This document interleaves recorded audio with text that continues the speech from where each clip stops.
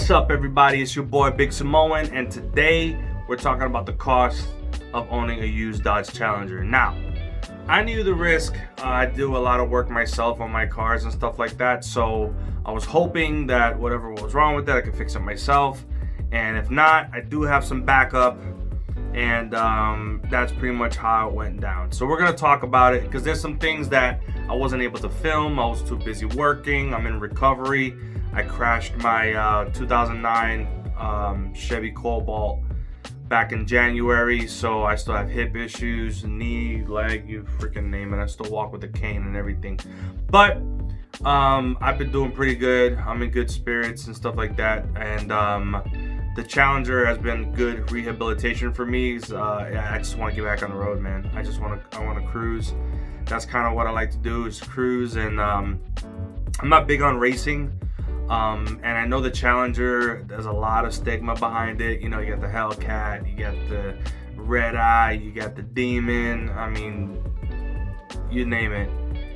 Everybody's trying to, one up each other, and I'm just not that kind of person. I like to cruise. Unless I really know you and we're just having a good time, just cruising on the highway, I don't even bother. I don't bother anymore because too many people got deep pockets and they buy these fast cars and they don't know what the hell they're doing. I mean, just look at YouTube and find all these different, like Cars and Coffee meets where people are leaving and all kinds of crazy crap happens. So I personally don't really do it. I like going to cruising. I like going to car meets.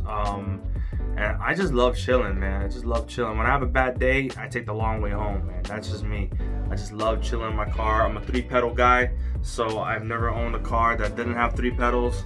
My wife always had an automatic. I've been trying to get her to drive manual, but that's beside the point. So we're gonna get into it. First and foremost, when I bought the Challenger, it was at an auction in Tennessee. So I basically told a friend of mine who's a broker, listen, this is what I want.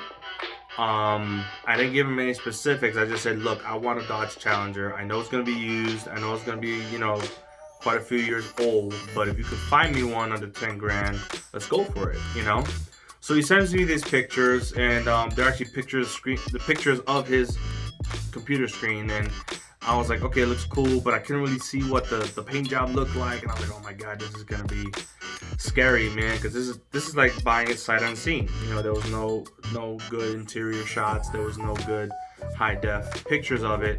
So, but I told him, go for it. I mean, if you get close to 10, quit. Don't even bother, and we'll find something else. He did say it was out of state, so I knew I was gonna end up having to pay shipping for it. And the rest is history, man. He just calls me the next day. He said, you're the proud owner of a Dodge Challenger RT. I didn't even get to look under the hood. I wasn't sure what the difference was between the XXT, SXT, or the RT, or the... So I was like, man, please God, don't tell me it's a V6. At least it was a manual. But I was like, please don't tell me it's a V6. I just wanted a V8. I wanted a V8 rear-wheel drive, 3-pedal muscle car. That's all I've ever wanted, And I was sick of driving a 4-door because 4-door, I'm a big guy. Nobody can ever sit behind me. What the hell's the point, So we got it. So it took a few weeks. We finally, with the whole coronavirus, it was hard to find somebody willing to ship it to us. And then finally we got it down here. And so just looking at the documents, and then I'll just tally it up at the end. When I purchased the vehicle, just to give you guys an idea of what it costs to basically get this monster down here, I closed at $92.50. Okay, that's where I closed the deal at. Then I owed my broker $500. That's his finder's fee.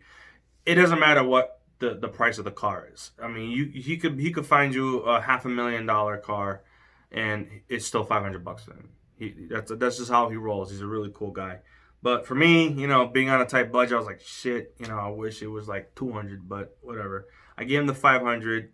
I mean, he's the one that has the license. He's the one that found me the car at a great deal. I mean, that's the money I literally saved for a down payment on a new, Dodge Challenger or whatever. But at least now I can say I don't have car payments. I can actually take the money that I thought I was going to be spending on it every month and actually put it towards mods and stuff like that. That's $97.50. Okay, and then it was $682 tax. $100 tag transfer fee, because when I got into the car accident, I had to surrender my tag, my plates, because it was more than 30 days since I bought, a new vehicle, and then, but I got a credit for it, so that's why it's only $100 for my plates or whatever. So that brought the grand total to, I think, $10,532. So then I sent it to my boy at Tune Up Specialties, because the AC wasn't working. I had an AC guy that always comes through my house. He's a mobile AC guy. I had him, maybe top off the Freon, do something. On the Cobalt, he had to like literally drain it and redo the lines, refeed the lines with Freon. And so I thought maybe that's the same thing he had to do. He did that. It was still blowing hot. I looked at the forums, all the different forums on Facebook, and it turns out that the blender doors usually are an issue on Dodge Challengers. So, being that it came from Tennessee, I'm thinking they probably use the heat more than anything else. The heat was working just fine. It was blowing hot as hell, and it was a hot day in Florida. So, I asked him, well, how much it costs to change out the blender doors. He quoted me $1,000. Anyway. So I was like, nah, I can't do $1,000 just for blender doors. You gotta take apart the whole dashboard and blah, blah, blah. Okay, he's a country guy. So I sent it to my boy Ed. I said, Ed, take a look at it. These are the few items that I think need to be focused on. I told him, the brakes, the emergency brake wasn't working, so I had to drop it in first gear or reverse, depending on where I parked it. What else? I told him to check the check engine light, see what kind of codes it was throwing. Man, I was throwing codes like gang signs, man. I was just throwing all kinds of codes and stuff. So, and I can't remember a few other items. I just wanted him to give it a tune-up, just everything, I had already sent it to get an oil change at Firestone. I had a coupon, whatever. And then, so I had the oil change. I sent it to him. But all in all, altogether, he only charged me $900. So I was really happy with that. $900, bet, bro. Wrote a check. He brought the car back to me because he wanted to test drive it, make sure there was nothing else that was acting funny or whatever. So he drove it back to me, and then he said, bro, this thing rides like a freaking dream. He couldn't believe it. He couldn't believe it. Once he replaced that front right, whatever the hell it was on the suspension, he said the steering was solid. The car ran like a dream, and that was before I changed the tires out. So that brings me to the next point, but give me a second. So my repair order, that was $900. The tie rod end is what he fixed on that one. And he also sent it off for an alignment. So he did alignment, door motor, tie rod end. He also did mention there's 2 open recalls on it, so I'm going to take that over to get that out. And then... yeah, he cleaned the injectors, he serviced the AC, repaired the e-brake. He checked the battery because Firestone said the battery wasn't fully charged and that it might have an issue. He said the battery's a year old, so fuck them. And that's it, $900. And then then I took it to get the tires replaced, and that came out to about $632 for new tires. I thought that the wheels were painted. As soon as I got the car, I checked it because I knew the wheels were black. I was like, please tell me that they're just plasti dip so I could just peel it off because I like the original wheels. And turns out it's a blend of paint and plasti dip. Because I tried to pressure wash it. Some of it came off, some of it didn't. So I was like, holy crap, what do I do? So I think what I'm going to do is, the car is Butch. I named it Butch because it's rough around the edges. It's like a pit bull that I rescued from a pound that was about to be put down. And I love it to death. It's just a rugged, it's not showroom. It's not perfect, but it's mine and I love it. So I think I'm just going to load the shit out of the wheels with plasti dip. And then I'm going to put some really big, like what you see on Jeeps, the big spike lugs on it. I want to have like nice red spiked lugs on the rims. And that's it, man. Brand new tires, armor all the tires. It'll look dope, man. It'll look really mean and menacing, driving down the road. These freaking spikes just sticking out the wheels. Just, I want it to look mean and menacing. And that's what I'm going to do. I want to get bull bars, but everybody seems to vote against bull bars on my Instagram. So, fuck them. I won't get the bull bars, okay? But, or the push bars, whatever you want to call them. But there are some mods coming down the road. One thing that makes cars look old and dated is faded and chipped chrome bezels and badges. So I'm not gonna debadge it. It was fun when I had the Cobalt debadged because people thought, I mean, it was loud as hell.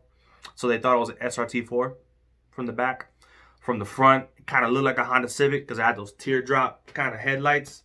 So it threw everybody off. And it had like a bunch of Decepticon badges all over the place. But having that car debadged was fun because, you know, wannabe car guys, noobs, kept thinking it was one thing and it was another. But a challenge is a challenger, man. You can't deny it, man.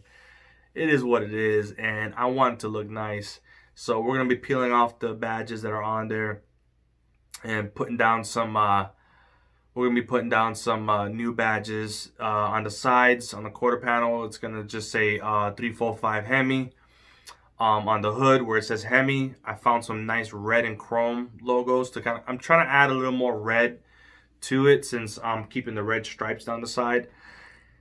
I'm going to be honest with you. Every car that I saw for sale in the state of Florida that was black on black was a V6 automatic, and it pissed me off. I love murdered out cars. The Cobalt was murdered out. It's a sexy thing. Any car blacked out, even a Dodge Dart, I think, blacked out looks sexier. But I feel like now if I black out my car, it's like I don't know, compensating for the fact that I'm driving a V6, which I'm not. So yeah, that kind of rubbed me the wrong way. One other item that I forgot to mention was the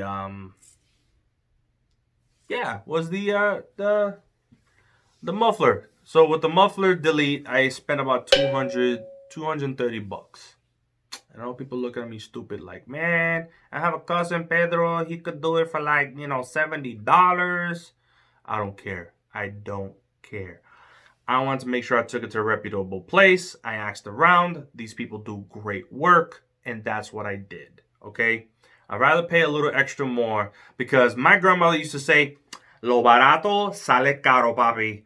That means things that are cheap usually kind of turn out to be more expensive. So I just wanted to be safe. I wanted it to come out good, and it came out great. My last issue is I can't drive my car at night because the light bulb for the license plate is not working.